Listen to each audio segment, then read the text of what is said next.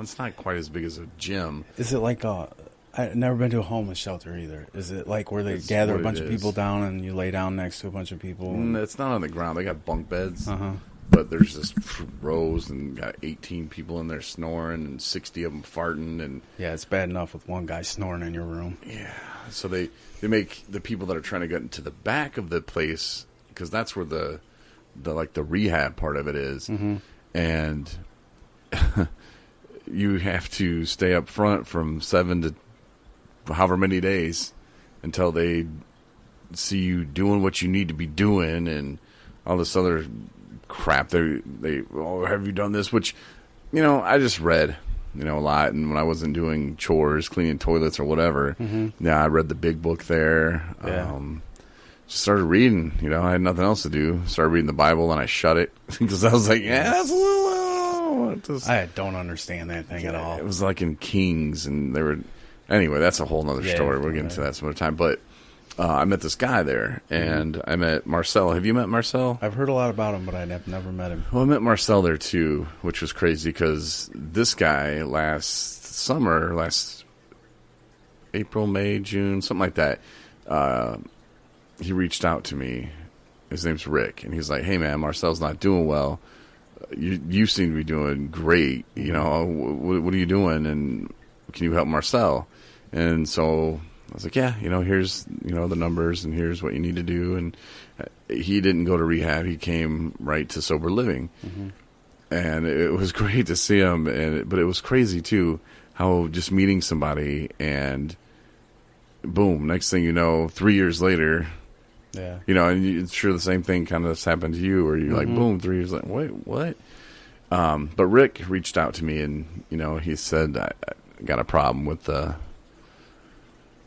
with addiction, and I think I'm gonna do whatever Marcel did. And so I passed his number along, and it's funny because Jason, who's the guy who owns the other place, and that's where he wanted to go, was like, yeah, that's fine as long as he doesn't turn my backyard into his own personal junkyard, because that's Marcel. It's like, this is and he was from like Massachusetts or Boston or whatever, and Boston, and or Maine. He's from Maine, but he said he was from Boston. Boy.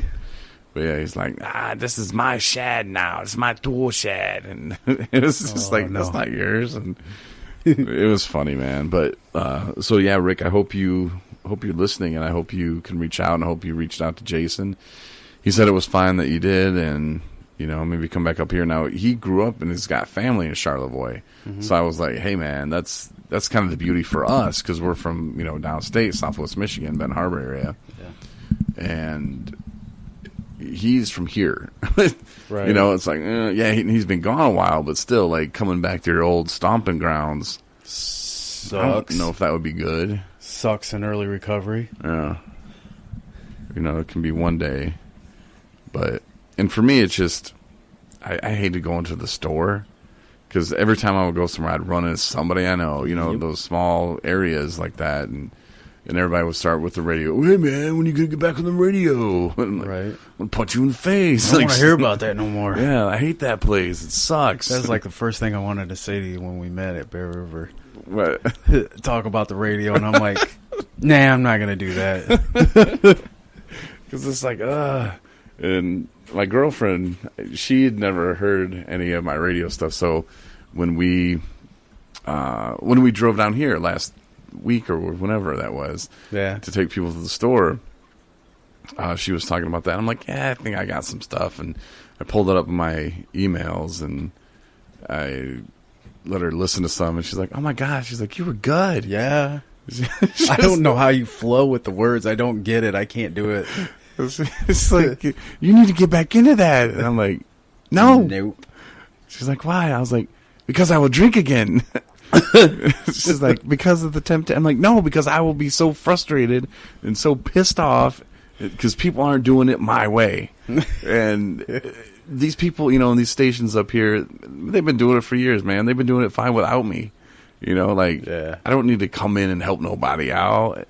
when I went back to Benton Harbor, that station did need help, and it had like a little place in my heart, like that's where I started out. Yeah. So I figured, I'll go back, I'll help them, and go from there. But that place can't be helped, man. And they're still there. Yes.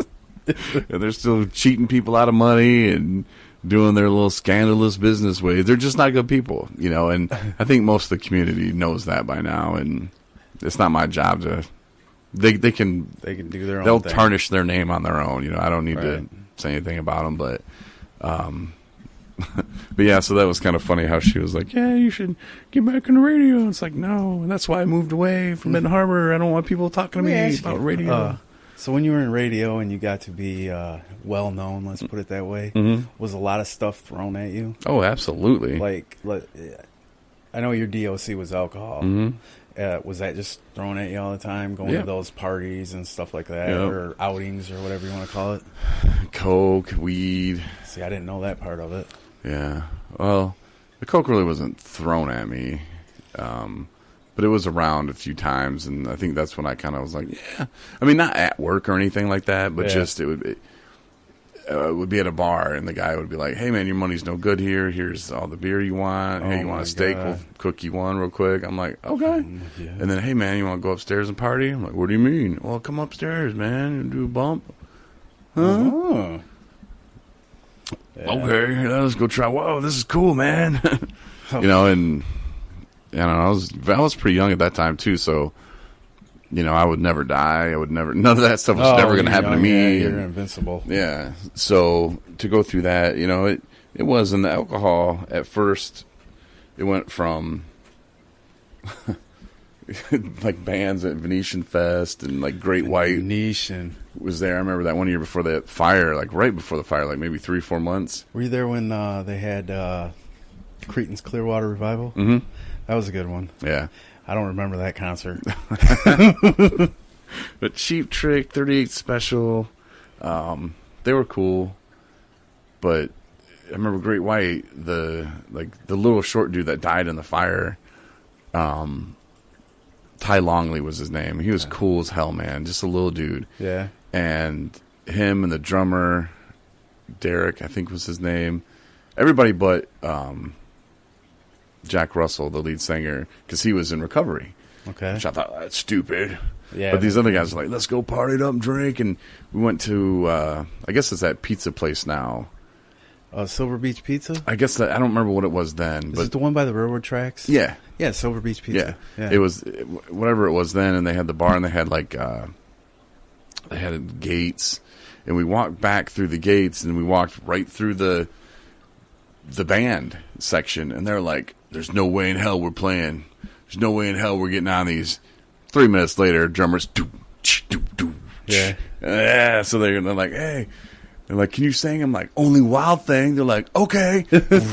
So then I'm sitting there singing Wild Thing. People are throwing beers. Here you go, Corey. Nice. Like at me, and they're not throwing them at me, but like I'm trying to sing and drink all these beers at the same time. And I remember Larry Heron, he was there too, and he was just like, man, that was the best shit ever. That's cool. Because everybody was just like, that was awesome, And now let me ask you, was everybody just plastered?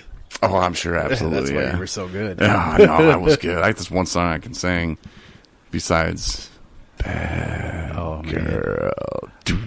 Which, if you want to see that video, I recommend that you do 217recovery.com/fun. We'll take you to our fun page, and you'll see the video there. It was fun. Good quality, actually. I was pretty impressed. You did a good job on it. Yeah, thanks. You know what? That was all you, except for our little bits we put in there. And it was choreographed by Corey, too. Yeah, director, writer, producer, whatever, singer. That was cool. No, see, and I don't know, some people could say that was a huge waste of time. It wasn't. You know why it wasn't in my head? Because I wasn't thinking about getting high the whole time we were doing it. Or thinking about getting ready to do it. Mm-hmm. Because I was sitting in the room just listening to music, thinking about what I was going to do on that bed. You have to see the video. You'll understand what Dustin's talking about. But, yeah, and I think that's why I don't watch much TV. I know I have nice TV here, but... Yeah, that works. That's for Nico. That cat is spoiled. She is, but she likes TV, man. She's watching the deadliest animals in the world earlier. She's just thinking about what she can eat if she ever gets outside, which I don't see that happening. No, she don't go outside. She ain't got no time for that. No, she's got to lay down, put on weight. Get him, Nico. She will here in a minute. Get him. She clamped onto me the other day, but it was a love bite. Yeah. Kitty, but kitty. I think watching TV for me is something I just don't like to do unless it's a show that I want to watch and I'll watch it later. You know, like I used to I would come home from work to stop the shaking. You know, I'd just guzzle a bunch of hard liquor and then pipe my ass right down and just watch the dumbest shows ever. Billy the Exterminator, like Lizard Lick Towing. Yeah. And just I hated playing video games. Hated it. But when I was high, you couldn't pry me away from that stupid TV. I won't touch a video game now. Yeah, because you're just like, what? And I don't watch a lot of TV because I'm afraid I'm going to see something on TV that'll pop up something to make me feel like using. Like it happened a few nights ago. I hate that feeling. It's like, why now? Why at this time? It's unsettling to me. I don't like it. And I think I just automatically I don't want to sit there and waste any time. You know, and if I put together stupid stuff or put together a stupid song or stupid video, you know what? That's productive in my mind, you know. You know, the other guys are sitting, dude, it's kind of makes you just go, they're not living, man. But I have walked out of my room at least 10 times in the past 3 days. More than that. And all I've seen is Storage Wars. Yes. What? Tyrone was so funny today, though. We're just gonna watch gangster shit. We're watching gangster movies. And he was not lying. Man. Real Detroit gangster movies. Although a couple of them were pretty good. Yeah. He's like, I think we got one more left in me. Dustin, you like this one. Turns it on, I'm like, oh. She looks good. Oh, man. I'm scared about tomorrow. You know, I should be doing homework. Yeah. But it's spring break. When do you go back to school? When do you have to get? I don't know. I don't think we can go back. Wait. What? It's online, right? Well, yeah, but... Well, what if... All my classes this semester are online, but it doesn't matter. I have nothing to say to that. That's what Marty said. I was like, well, I don't think I have to do any more schoolwork. She's like, honey, all your classes are online. Yeah. So everybody's is online now? Does that mean they're going to start paying more attention to me? or no?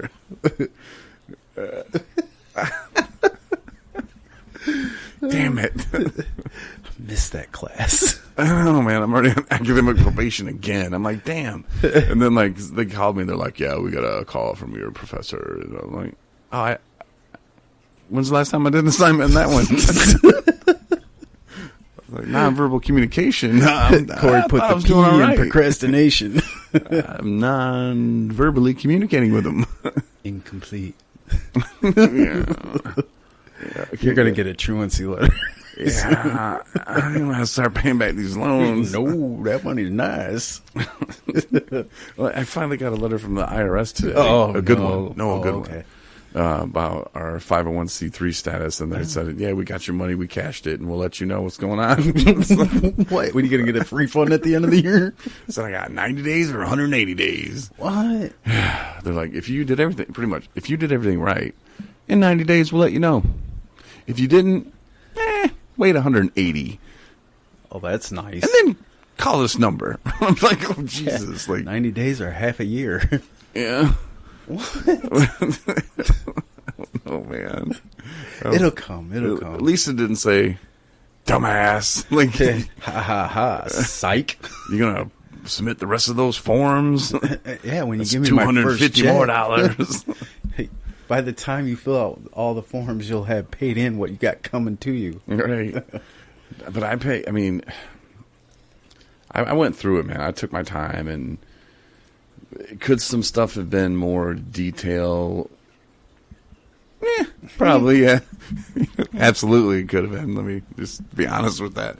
But, I mean, we haven't really done too much. I put in there the stuff that we wanted to do with, driving and transportation for people to get them to the meetings. But